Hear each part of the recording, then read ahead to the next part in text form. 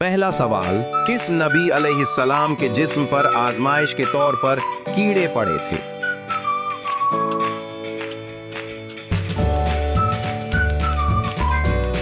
दुरुस्त जवाब हजरत अय्यूब अलैहिस्सलाम।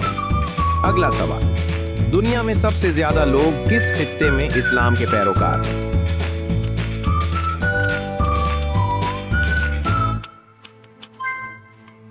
दुरुस्त जवाब जुनूबी एशिया।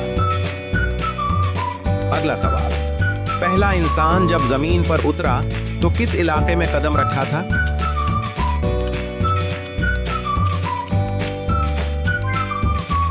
दुरुस्त जवाब जरखेज वादी।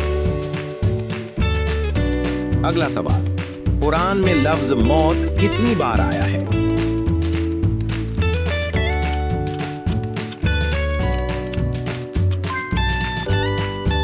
दुरुस्त जवाब 140 प्लस। अगला सवाल, जन्नत किसके कदमों के नीचे रखी गई है?